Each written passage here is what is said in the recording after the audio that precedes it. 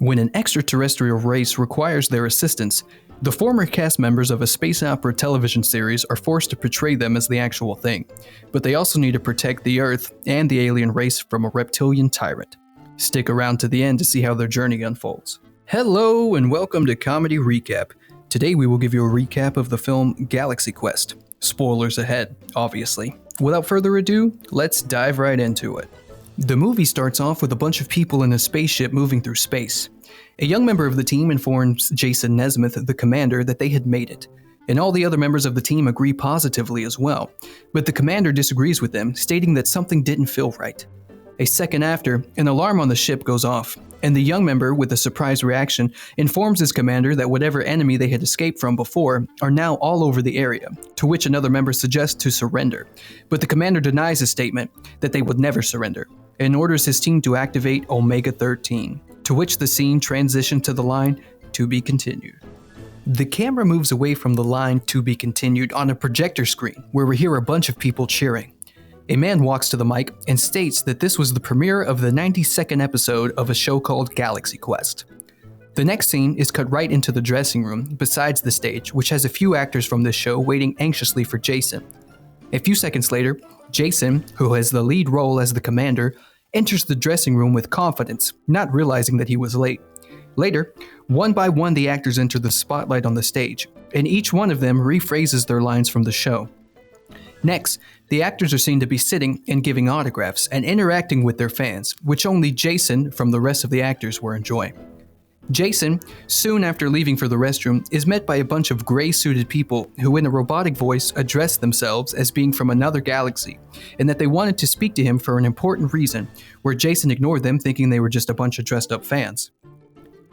In the next scene, Jason is seen to be using the restroom where he overhears a bunch of guys mocking him, which made him unhappy, and at the same time angry. Jason goes back to his table, only to unleash his anger on a bunch of innocent fans. Later, we can see Gwen and Alex discussing on the phone how they thought that Jason was unstable and not in his right state of mind. The next day, we see Jason drunk on the floor when a knock is heard on his door. It is the same group of gray-suited people wanting to discuss something with him in their limo. Later, we see Jason in the limo with the group explaining their situation. Jason, all tired, decides to rest for a moment, where right after the car is seen to hover and then fly right off the ground and into space. Next, we see Jason walking on the ship, not realizing that he is in space. Jason is informed that Ceres, who is the evil being, wanted an answer to his proposal.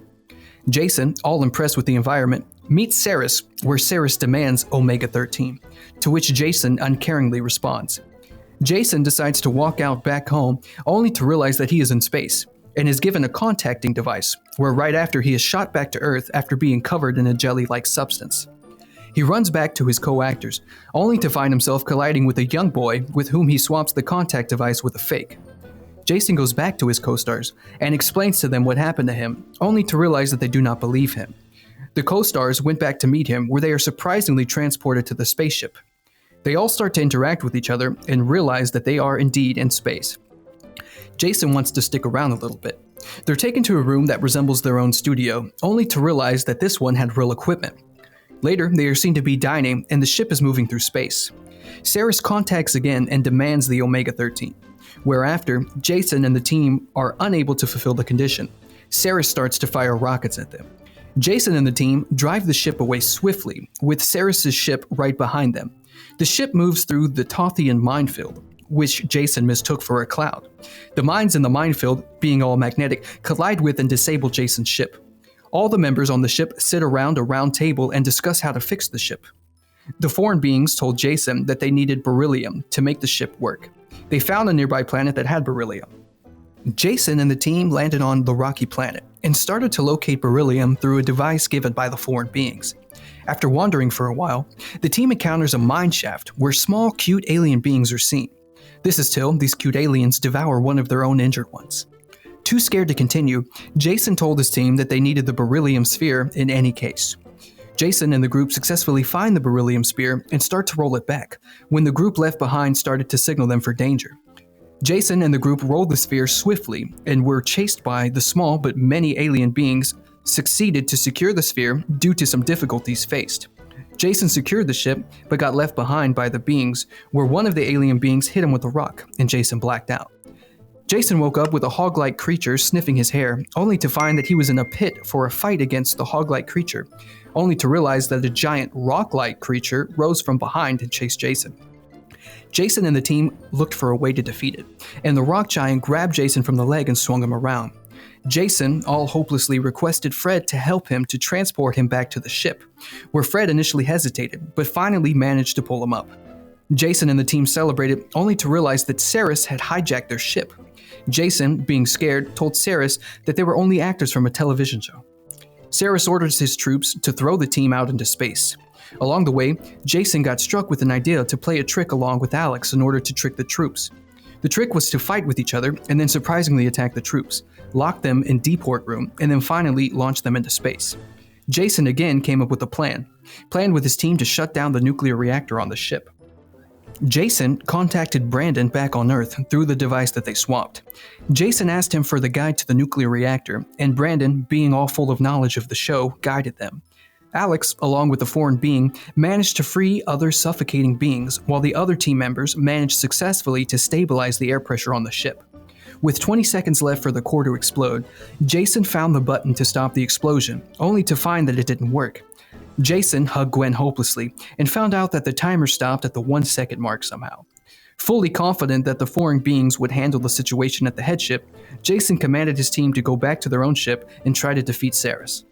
Battling through space, and with Jason's cunningness, he successfully fooled Ceres by dragging the magnetic mines from the minefield behind his ship and dropping them straight at Ceres' ship and destroying it. Celebrating and enjoying, Jason and his team decided to head back home, only to realize that Ceres, disguised as Fred, was on the ship and shot Jason and his team. Jason, all scared and angry, ordered to activate Omega-13, after which only Jason had the memory of what happened. Everything shifted 13 seconds back. Jason knew what was going to happen and fought Ceres and defeated him. Jason and the team successfully flew back to Earth and coincidentally landed on a show with his ship. Fans cheered for them, and one by one the team came out of their ship with their hosts calling out their names. Ceres also manages to be alive and came out of the ship to attack Jason, where Jason surprisingly rolls to the side and shoots Ceres with his weapon and kills him. The crowd celebrates their performance, and the team bows down to them in humbleness. Make sure to subscribe and turn on notifications so you can watch more videos like this. Thanks for watching.